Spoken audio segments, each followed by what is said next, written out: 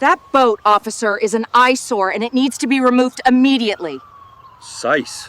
They tagged my late uncle's spotless cabin cruiser with the words boat trash in neon spray paint, while I was asleep inside. Fluorescent orange letters, 8 inches tall, dripping down 40 feet of untouched white fiberglass, like blood on a wedding dress. When I stumbled out at 6 a.m., the spray can was still hissing. Whoever did this wanted me to wake up to it, to choke on the fumes, to watch my inheritance be ruined right before my eyes. That boat had survived 3 decades of Colorado mountain storms without so much as a scratch. Now it looked like a billboard of humiliation, visible from every house circling the lake. The fresh paint smeared onto my palms like orange gilt, impossible to scrub clean. And waiting for me on my windshield was the final insult, a violation notice duct-taped in place, signed by none other than HOA President Delilah Thornfield, ordering me to remove the unsightly disturbance within 72 hours or face. Fines of $500 a day. What would you do if someone desecrated your family's legacy? Where are you watching from? Drop your worst HOA horror story below, but let me rewind and show you how this nightmare began. My name's Marcus Blackwood. I'm 52, a retired Navy logistics officer. For 20 years, I kept aircraft carriers stocked across 3 oceans. After a brutal divorce, I ended up rotting in a cramped San Diego apartment, spending awkward weekends with my 15-year-old daughter, Sage, who barely looked up from her phone. Then Uncle Ezra passed away at 89, the only relative who ever truly cared about me. He left me his cottage on a pristine mountain lake in Colorado. As a kid, I'd visited him maybe twice, but Ezra was legendary in the family. He built everything with his own hands, even the dock, a hand-carved beauty that had survived 40 winters untouched. He lived debt-free for 30 years in a world designed to chain you forever. Alpine Lake is like God's private pool nestled between pine-covered peaks. 300 acres of water so clear you can see trout cruising 30 feet down. Ezra's cabin is pure 1940s craftsmanship. Thick log walls, a stone fireplace, a wraparound porch that smells like pine and old memories. Paid off, every bit of it. To me, inheriting it felt like winning the lottery after years of rent slavery. At first, the place looked like paradise. Just 47 homes scattered around the shore, lawns clipped like magazine covers, and driveways full of cars worth more than most houses. The Lakeside Estates HOA collected $350 a month for property values and community standards, whatever that meant. And then I met the dictator in khakis, Delilah Thornfield, 58, former HR executioner turned HOA president for life. She ran the neighborhood from her $800,000 glass fortress across the water, a monument to everything my uncle rejected. Her spotless BMW X7 sat in a circular driveway like a crown jewel, untouched by dust. She wore country club uniforms like armor, carried clipboards like weapons, and in just 2 years had issued 127 violation notices. Neighbors whispered that she measured grass with rulers, timed dog walks with a stopwatch, and photographed infractions with forensic precision. 2 families had already packed up and fled. Our showdown came my second week. 7 a.m., I'm on the dock with a cup of coffee, watching sunrise turn the mountains gold, when her high heels started clacking across the planks like a countdown. Her perfume hit first, chemical flowers that strangled the clean mountain air. Your boat creates unsightly ripples that disturb our lake's tranquility, she announced, clipboard raised like a summons. I looked at Uncle Ezra's pride and joy, his 1985 Bayliner 3270. She wasn't shiny, but she was meticulously kept. An honest boat with history. Ma'am, it's registered, it's insured, and I'm within my rights. Her smile nearly split the dock. We'll see about that, won't we? What followed was psychological warfare wrapped in community concern. Day 10, certified violation notice. Day 15, lawyer's letter about community standards. Day 20, an anonymous county complaint accusing me of running an illegal commercial vessel. Ridiculous, I only used it for fishing or sunset rides when Sage visited. By day 25, Delilah unveiled her masterpiece, a petition signed by a dozen neighbors, claiming my boat destroyed their quality of life. According to them, my engine, quieter than their lawn equipment, shattered the peace like a chainsaw. Each morning the mountain mist curled off the lake like ghostly fingers, and I found myself wondering how Ezra had endured this place in peace. His old toolbox sat on the porch filled with practical wisdom, but no tool could fight someone armed with HOA bylaws and endless spite. And then they vandalized the boat. That's when it became personal. So I did what any Navy veteran would do. I treated it like a mission. First stop, the county courthouse. I spent 6 hours in a basement that smelled like dust and defeat, combing through HOA covenants. Most of it was standard suburban tyranny, rules about lawn height, house colors, the usual dictatorship in fine print, but buried in Section 12 was a clause granting original property owners special grandfathered rights. Back in the Navy, I learned that overlooked paperwork often held the key to victory. This felt like finding enemy submarine coordinates buried in supply logs. Next, I fortified my perimeter. 4 weatherproof night vision cameras feeding straight to cloud storage, beyond Delilah's reach. Deputy Rodriguez, a veteran cop with the look of someone who'd survived real wars, handled my vandalism report with precision. He documented every orange letter, bagged paint samples, and muttered, "Son, we've had 3 HOA harassment cases this month. These suburban dictators are out of control. My counterattack was swift. A certified demand letter for $3,500 in damages, an end to the harassment, and a formal apology, hand-delivered so Delilah couldn't plead ignorance. Her response? Escalation. Within 48 hours, she called an emergency board meeting. The agenda: address problematic resident and implement protective measures. Translation: destroy. Marcus Blackwood before he fights back. Her new covenant proposal was pure sociopathy, a ban on boats longer than 25 feet or older than 10 years. That would outlaw Ezra's cruiser overnight with fines hefty enough to cripple me financially. And she wasn't done. She launched a propaganda blitz straight out of election season, flyers claiming my boat was an environmental disaster, its engine killing fish by the thousands. The absurdity peaked when she recruited volunteers to play paparazzi, stationed around the lake with cameras waiting for me to break the rules. One evening, I finally took the cruiser out, puttering slower than a grandmother in a wheelchair. They snapped photos like I was staging a water stunt show. Then came the breakthrough that flipped the entire conflict upside down. While sorting through Uncle Ezra's basement, a place that reeked of motor oil and old wisdom, I stumbled upon a cardboard box labeled property papers in his precise handwriting.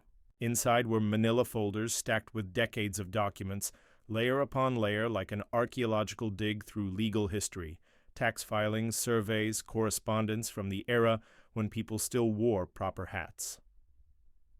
One faded deed from 1923 stopped me cold. The wording spoke of riparian ownership up to the high water mark, and a clause reserving perpetual rights to use the lake's water.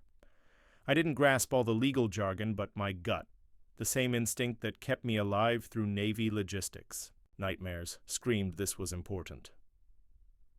Through quiet reconnaissance, I uncovered the neighborhood's underground resistance. 3 neighbors approached me like secret operatives exchanging classified intel. Retired teacher Beth Morrison whispered her story by the mailbox, how she'd been destroyed by the Hendersons 2 years earlier. $15,000 in fines for growing tomatoes that supposedly broke aesthetic rules. Her 3 kids couldn't afford to fight back. Then there was Jim Santos, a Vietnam vet with his own war story. Fined $2,000 for painting his mailbox the wrong shade of green. Delilah had even brought a color wheel to prove her case. "That woman makes drill sergeants look soft," he said. The pattern crystallized like ice creeping across a lake. Delilah was systematically targeting anyone who disrupted her fantasy of suburban perfection, weaponizing HOA rules to bankrupt them or drive them out. She was a serial neighborhood predator, and I was next on her list. But unlike her past victims, I wasn't defenseless. 20 years of managing supply chain battles in the Navy had taught me patience, preparation, and the value of letting an enemy reveal their weaknesses before striking. My morning coffee on. The dock became war councils, pine needles in the air, diesel fumes nearby, me sketching strategies like a general readying for siege. Each evening, the growl of my boat engine became psychological warfare, a signal that I wouldn't be broken. She thought she was hunting easy prey. In truth, she'd cornered a predator. Her next move proved she'd crossed the line from petty tyrant into outright criminal. After a peaceful grocery run, my weekly reprieve from the lakeside battlefield, I returned to find my boat drifting 50 yards from shore, scraping rocks like a wounded vessel. Uncle Ezra's flawless hull now bore deep gouges along the waterline. The dock lines hadn't frayed, they'd been sliced with precision. The security cameras confirmed it. Grainy night vision footage showed a shadowy figure at 2 a.m., clumsy but determined, disappearing into the dark. But even amateurs leave clues. At the edge of the frame, like a smoking gun, sat Delilah's unmistakable white BMW X7. She hadn't even bothered to send someone else, too arrogant to delegate. My counterstrike was swift and unforgiving. I fortified the dock into something that would make Navy SEALs nod in respect. Motion-activated floodlights bright enough to guide small aircraft, battery backups hardened against EMPs, redundant cloud storage mirrored across 3 time zones. Every piece of gear locked down with marine-grade hardware. More importantly, I turned myself into a filmmaker of suburban warfare. Thanks to Colorado's one-party consent law, a fact I'd learned during my divorce, every conversation, violation. Notice and harassment attempt could be recorded as airtight courtroom evidence. My phone became a weapon of legal destruction. A Zoom call with a maritime attorney revealed concepts that lit up my tactical brain. Navigational servitude, the federal right to use waterways, beyond the reach of busybody HOAs. They could argue over boat covers and dock paint, but they had no real authority over the water itself. Princess Delilah's little empire had no legal foundation. Meanwhile, digging through courthouse archives turned up something bigger. Alpine Lake wasn't even natural. It was man-made, created in 1918 when my great-great-grandfather, Silas Blackwood, dammed a creek to fuel his logging operation. The man had carved civilization from wilderness with pure grit and ruthless strategy, traits that clearly ran in the bloodline. The real bombshell was in that 1923 deed. Grantor retains perpetual rights to lake water usage and access. The ownership trail was unbroken, from Silas to his son, then to Uncle Ezra, and finally to me, like inherited artillery. Those rights had never been sold, transferred, or surrendered. The irony was rich. In 1985, developers had built their lakeside. Estates under the assumption they owned water rights they never actually purchased. For 38 years, the HOA had been operating under authority it simply didn't have. Every so-called lake maintenance fee they'd charged was, in reality, theft from my family's property.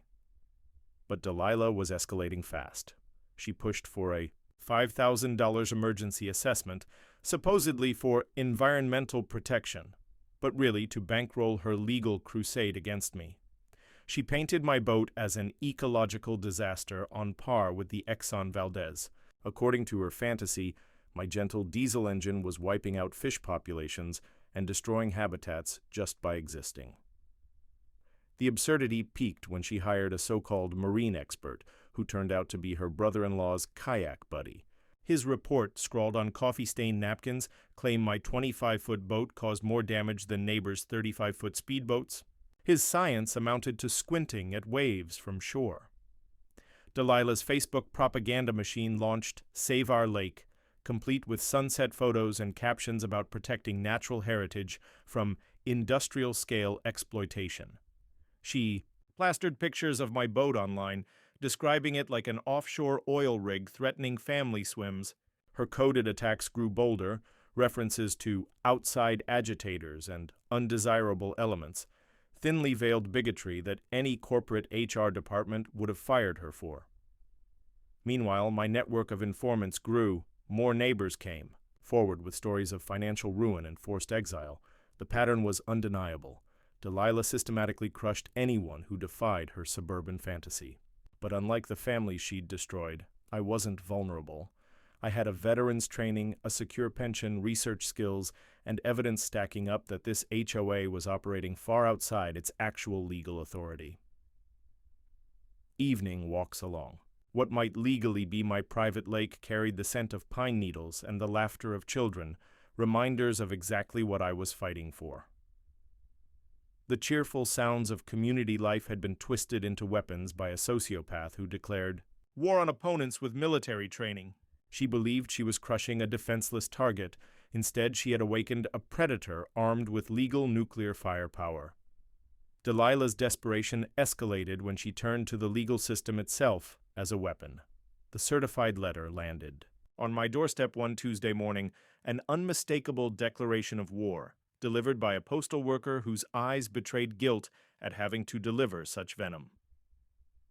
The letter came from HOA Attorney Services, a law firm infamous for enforcing suburban tyranny. Their demand was immediate: remove the boat or face a $10,000 lawsuit for covenant violations and community disruption.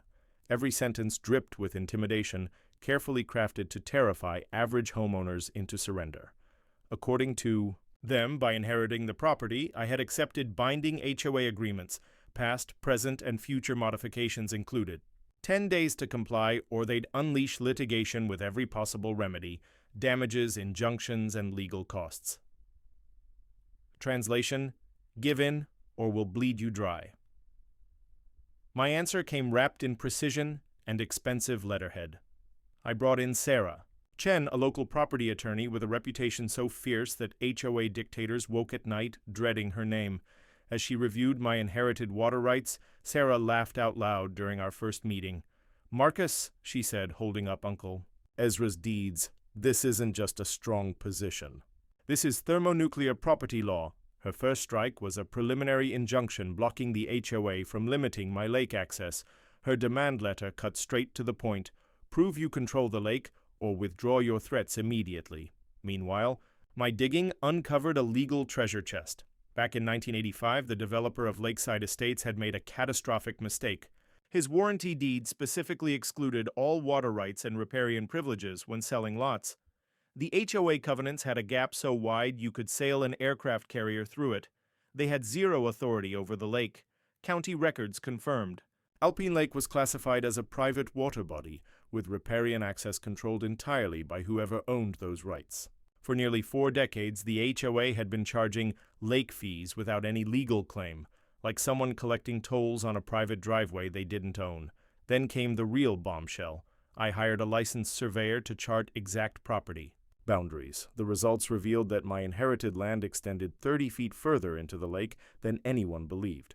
Several cherished HOA docks were trespassing on my water rights.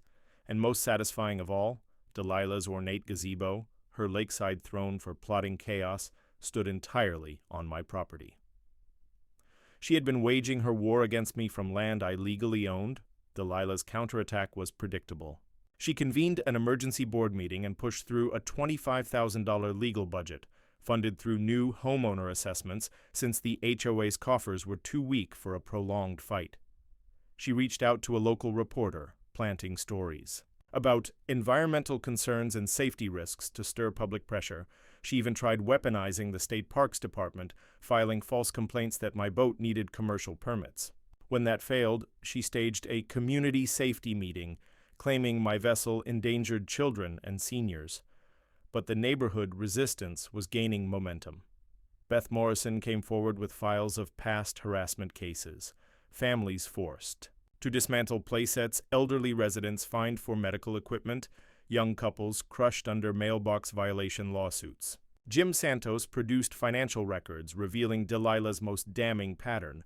She'd turned disputes into cash machines, draining HOA funds into endless legal battles that enriched her favorite attorneys. The Stewarts added the final piece. Over coffee, Maria explained, she goes after anyone who embodies independence. Your uncle resisted her rule for decades. You inherited that same defiance, and it threatens everything she's built.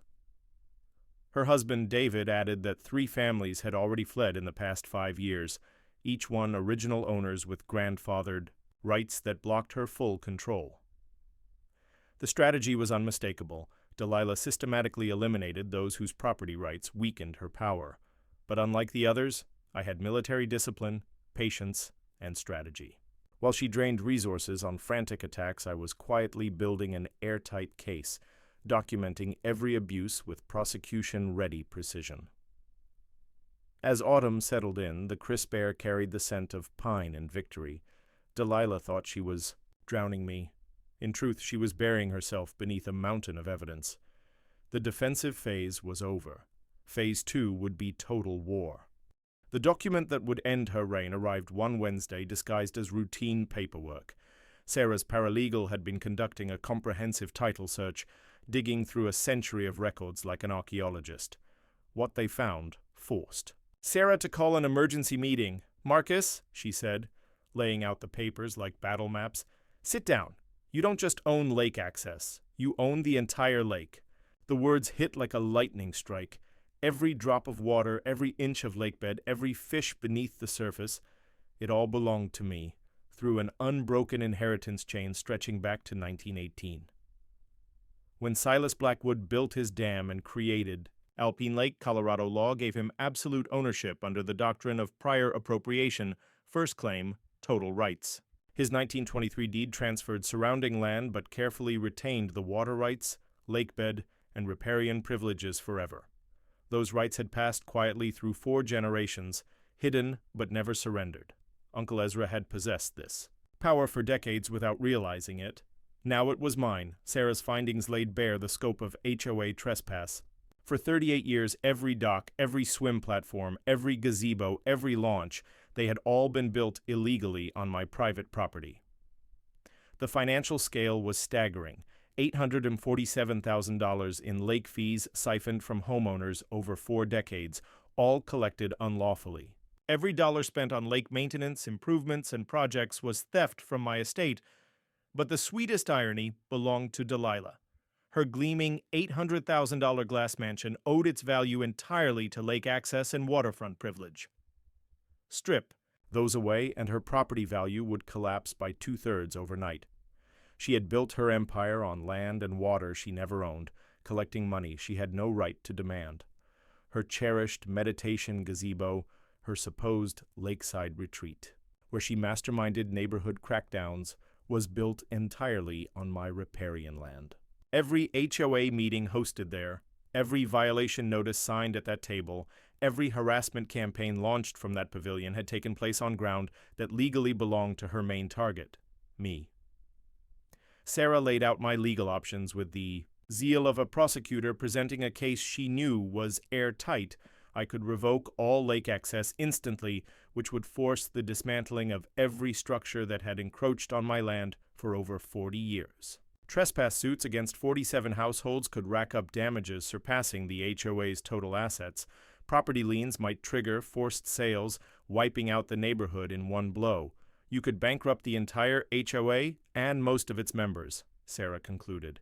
Delilah had picked a fight with someone who could literally evict her from her own backyard. The balance of power shifted intoxicatingly, but Uncle Ezra's old wisdom resurfaced in my mind. During my childhood summers, he had shared this very lake with neighbors for decades without ever using his rights like a weapon. His philosophy was simple. Good neighbors create strong communities, and bullies eventually undo themselves if given enough rope. I had no interest in becoming the same kind of tyrant Delilah had been, but I wasn't about to accept ongoing harassment from a woman trespassing on my property while charging illegal fees and waging psychological warfare against my family's legacy.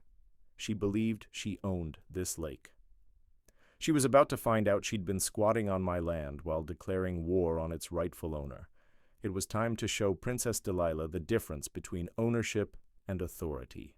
The next stage would demand military-level precision and a legal campaign worthy of Pentagon planners. Sarah assembled her strike team as though we were preparing for D-Day. Her partner, Michael Rodriguez, a property rights expert who had spent 15 years dismantling HOA power grabs, joined the War Council with the energy of a prosecutor handed the trial of a lifetime. Together, they mapped out a 3-phase strategy: start with negotiation, escalate pressure if necessary, and hold nuclear legal weapons in reserve. Their research into comparable Colorado disputes showed my position wasn't just strong, it was unprecedented. Most water rights cases argued over percentages or seasonal use. I, however, held absolute ownership. Michael had never seen documentation this airtight, stretching back over a century. This is the holy grail of property law, he told me. You have unshakable authority backed by flawless records. The only question is how much damage they take before they cave. Building alliances with the community felt like running a diplomatic mission deep in enemy territory. Over coffee, sympathetic neighbors revealed the true breadth of Delilah's tyranny. Beth Morrison handed me photocopies proving she'd paid $8,000 in bogus fines over 5 years for things as trivial as bird feeders or holiday decorations in unapproved colors. Jim Santos, once an accounting supervisor, delivered military-grade intelligence on HOA finances. He'd spotted irregularities in annual reports that suggested funds were being siphoned. Legal costs had tripled under Delilah, even as maintenance spending shrank. The money wasn't improving the community, it was fueling her harassment campaigns. An artist neighbor contributed psychological insights, detailing Delilah's obsession with eliminating independent thinkers, anyone who decorated creatively, altered their property, or simply refused to bend to her arbitrary rules. They showed photos of her literally measuring fence posts with a tape measure, proof of a control fixation verging on madness. Soon, my underground resistance grew to 12 homeowners who had quietly been recording her abuses for years. Individually, they'd been afraid to act. United, they had courage. They shared hidden evidence, security camera clips, recorded calls, letters, a damning archive of harassment any prosecutor would drool over. Gathering and organizing that mountain of proof became my full-time job.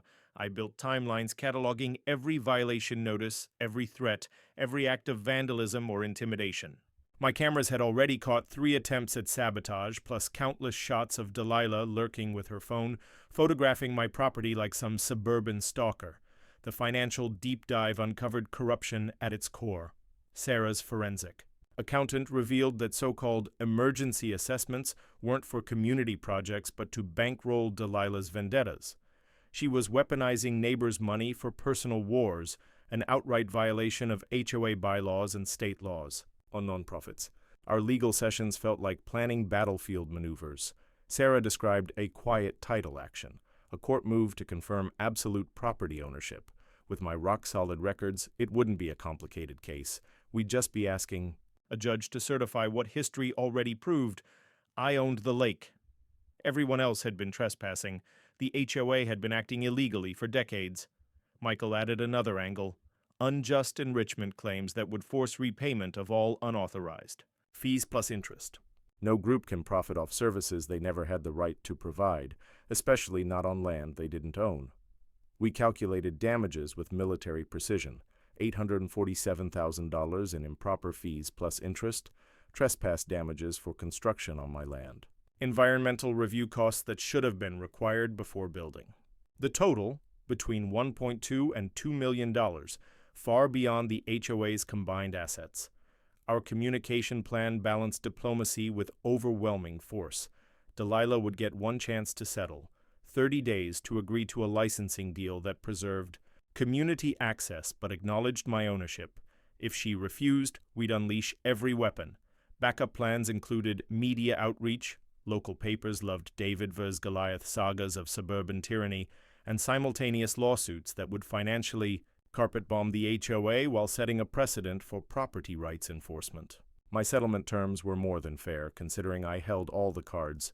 $50 annual licensing per household, all boat restrictions lifted, Delilah's resignation, and leadership chosen through real elections, not her iron-fisted appointments. Each evening I walked the shoreline of my private lake, breathing in pine-scented autumn air, satisfaction rising with the knowledge that justice was near.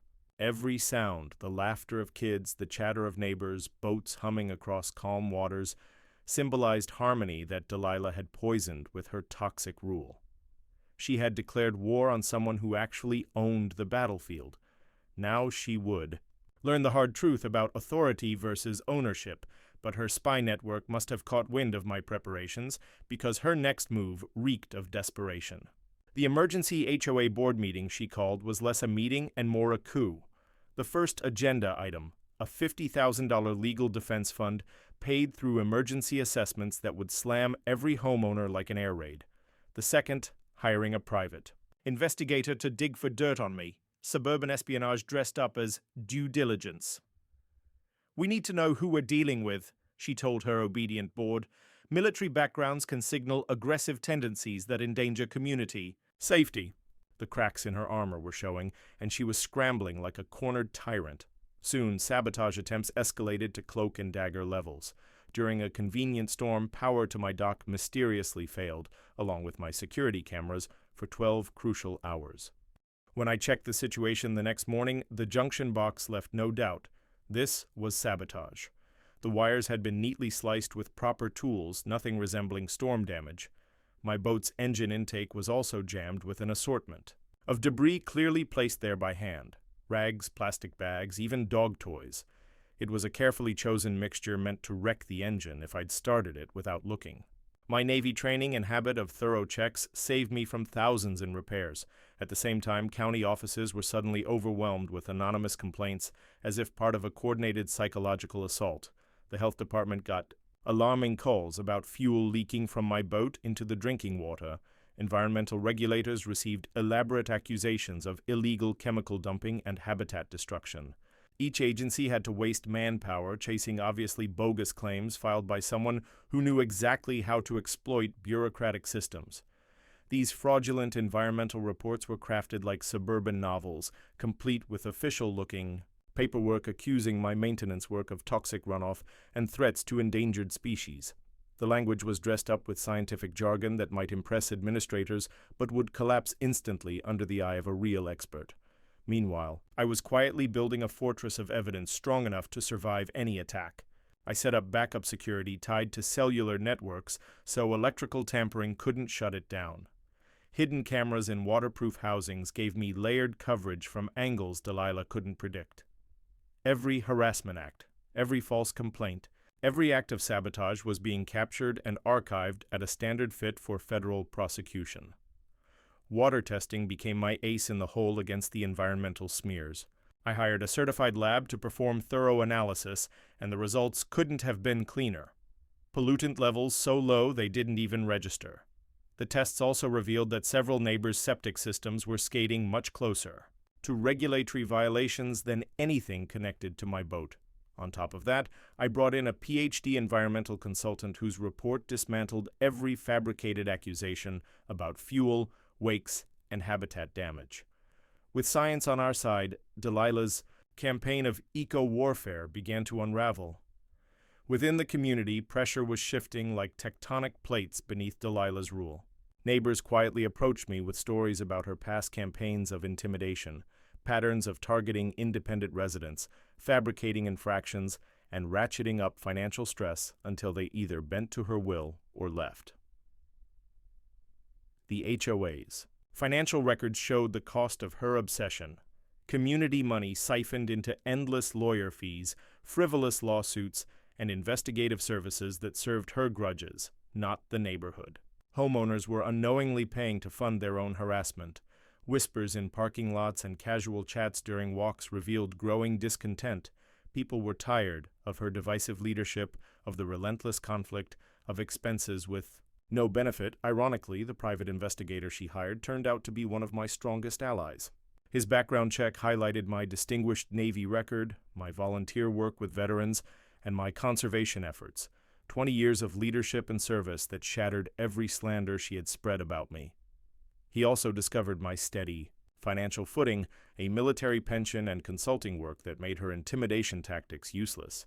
I wasn't someone she could bankrupt. I was a combat veteran with the resources to fight for as long as needed. Her smear campaign had backfired completely, producing documentation that reinforced my credibility and exposed her malicious intent. Evening walks around what I now knew was truly my lake carried the scent of pine and the faint sound of Delilah's empire cracking. Each desperate move only dug her hole deeper and strengthened my case. She thought she was breaking me. Instead, she was handing me ammunition for her downfall. Her last gamble proved that desperation clouds judgment. The lawsuit landed like a bomb dressed up as paperwork. HOA versus Marcus Blackwood filed in district court. They wanted $100,000 in damages, claiming my supposed violations destroyed property values and disturbed community peace. The complaint read like fiction, confusing outrage for evidence. In her narrative, my boat had single-handedly tanked the local real estate market, leaving visible scars detectable by satellites. She even alleged my diesel engine was as loud as commercial freighters, though in reality it was quieter than a lawnmower. The most absurd piece? A demand to put a lien on Uncle Ezra's cottage for assessments I'd never agreed to. She had declared war on someone she believed was financially weak, not realizing I had a secure pension and legal resources that eclipsed her entire arsenal. The marine engineer she hired delivered a report so ridiculous it should have been framed in a museum of junk science. His conclusion, my 25-foot boat supposedly caused more wake damage than 35-foot speedboats using some mystical hydrodynamics that broke the laws of physics. His method, watching waves from shore with binoculars and a ruler, the kind of science that would embarrass a middle schooler. I answered with silence, a tactic that drove her mad. While she drained HOA funds on this charade, I logged every falsehood, and every dollar wasted as future evidence of bad faith litigation. Sarah advised patience. Let them spend themselves into bankruptcy while we prepared our counterstrike. Every frivolous expense would become part of our damages claim when my ownership of the lake came to light. Then came the bribery attempt disguised as a peace offering. Delilah appeared at my dock one evening with the forced smile of a salesman about to lose the deal of their life. Her settlement proposal was simple. She would drop the lawsuit if I agreed to use my boat only on weekdays, accept restrictions on noise and wake, and promise never to oppose HOA authority again. She leaned closer, voice dripping with false sweetness. "We could make this entire mess vanish," she murmured, her heavy perfume battling the diesel fumes for dominance in the air. "All it takes is you being a little more cooperative with community standards." When I politely rejected her generous invitation to hand over my legal rights, her carefully polished mask slipped away like cheap cosmetics in a rainstorm. "You don't realize how miserable I can make your life here," she hissed, the venom sharpened by years of suburban guerrilla tactics, disguised as neighborhood civility.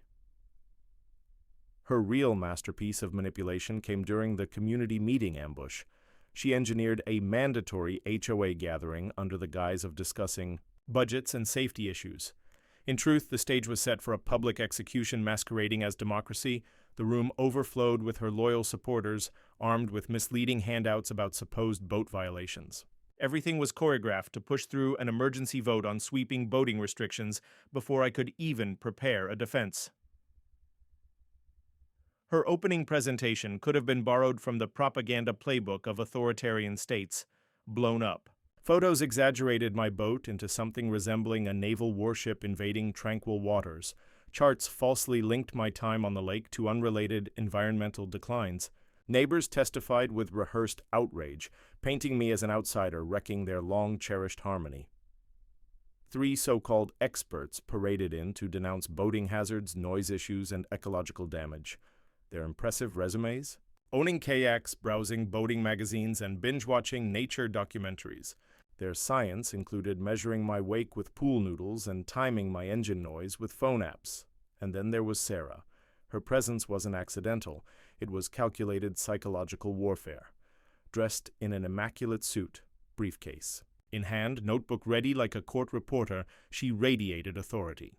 When she introduced my countersuit for harassment and property damage, several board members went visibly pale, suddenly realizing their personal liability in bankrolling frivolous battles.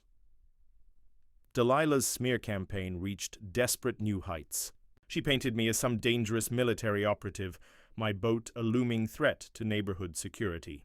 She twisted my Navy background into proof of aggression, recast my peaceful evening cruises as covert surveillance runs, and even argued that my security cameras violated everyone's privacy. But her empire was cracking. Board members balked at the ballooning legal expenses that threatened to drain the community's finances for her vendetta. The treasurer questioned whether their fiduciary duty was being trampled by funding her personal war. Longtime residents, exhausted by the constant conflict, started to speak up. That's when my quiet allies stepped forward. Beth Morrison told the room how I'd repaired docks for elderly neighbors. Jim Santos brought up my donations to the school's environmental programs.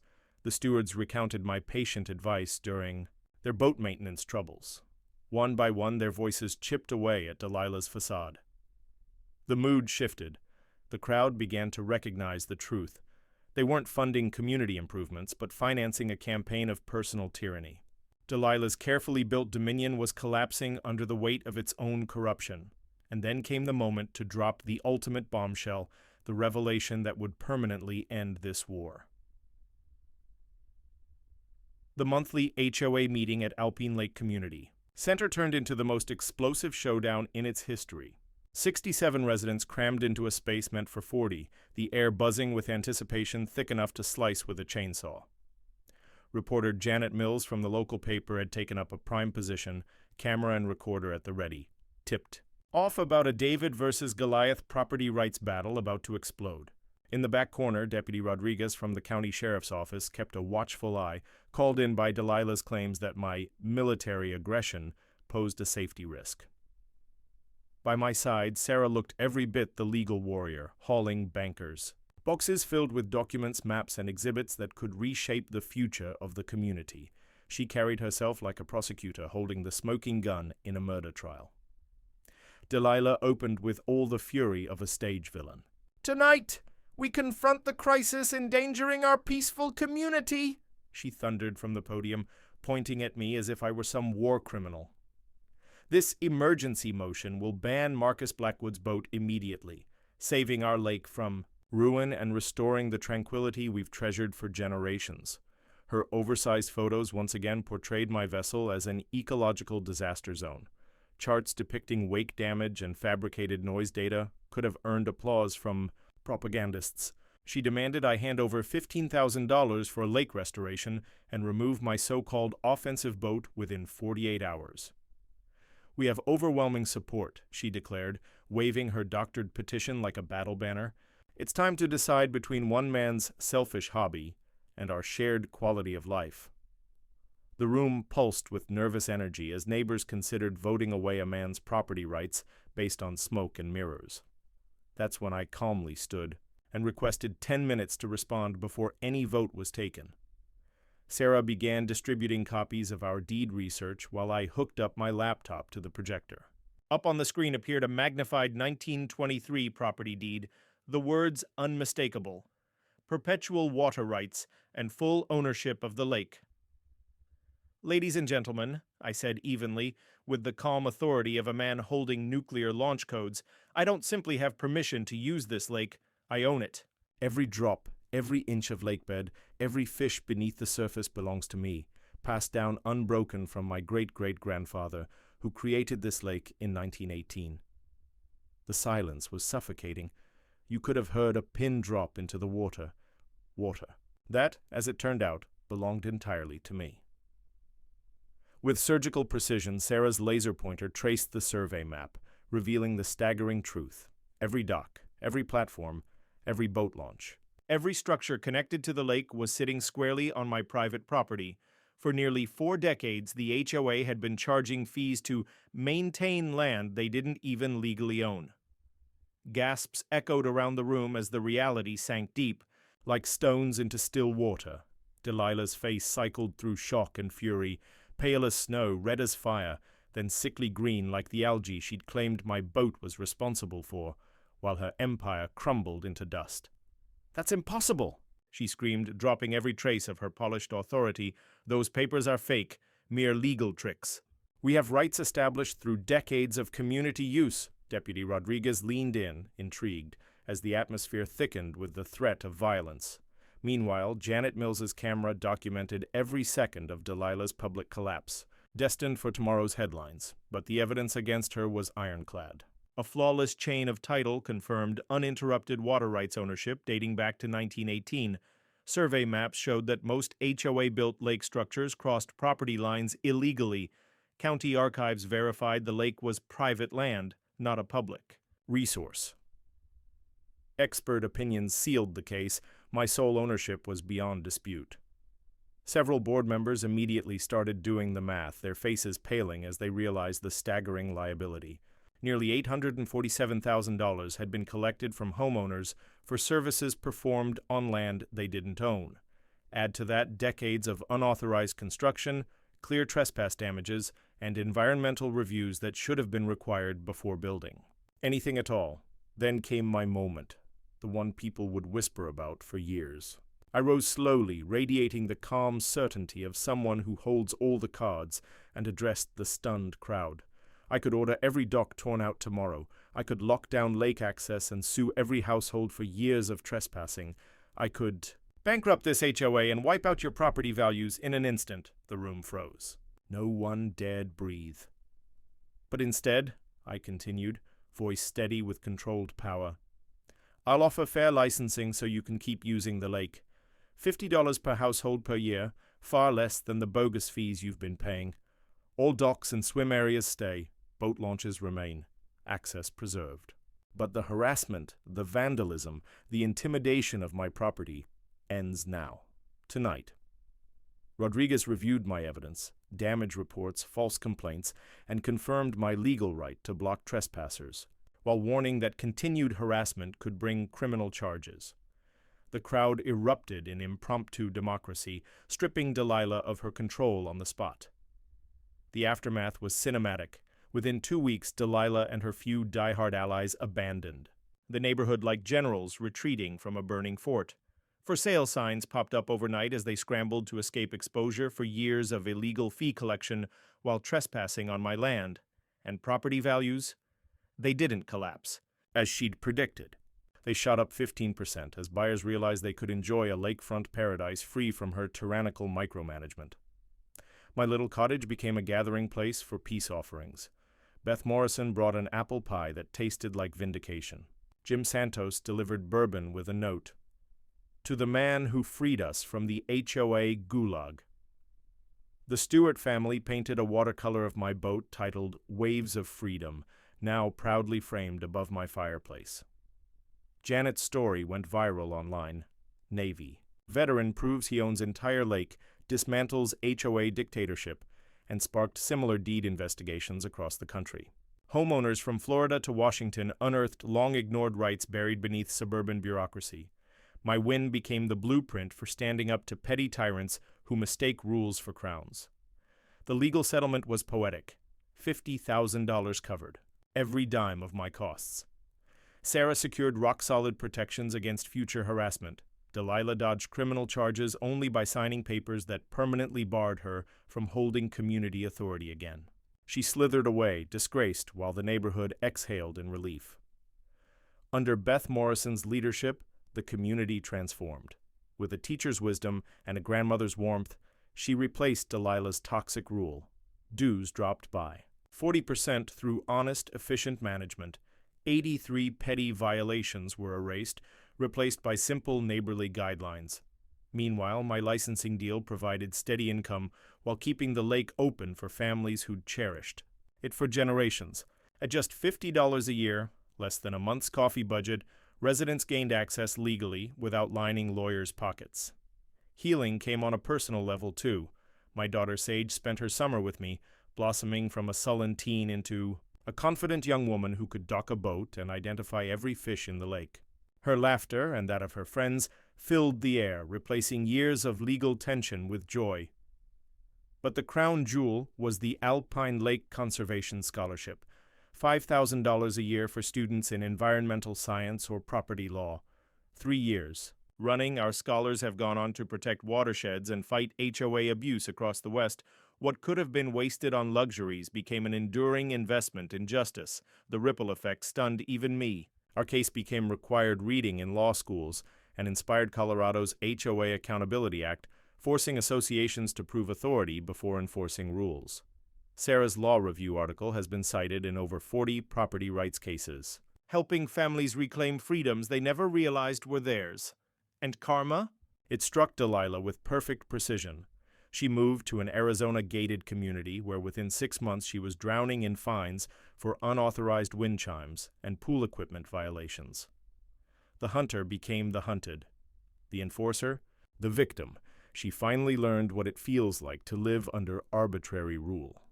Now, every morning I sit on my dock watching the sunrise gild the mountains while sipping coffee that tastes like liberty. Children's laughter dances across the water, legally mine, yet spiritually shared with all who understand that home. Should be a sanctuary, not a battlefield. Each ripple from my boat spreads like a ring of justice, a reminder that one person's stand can free an entire community from oppression. Uncle Ezra's legacy wasn't a burden. It became a sword of justice, just as he would have wanted. The flag flying from my stern isn't provocation anymore. It's a quiet emblem of rights upheld, of community restored, proof that ordinary people can topple extraordinary corruption by refusing to bow. Got your own HOA nightmare? Drop it in the comments. You might be featured in our next episode. Hit subscribe for more stories of neighbors fighting back against suburban tyrants. And don't forget the notification bell. Next week we're exposing an HOA that tried to ban the American flag itself. You're watching HOA Stories. We're entitled Karens Get Reality Checks. If this episode gave you rage or sweet satisfaction, leave a comment and subscribe for more weekly HOA chaos.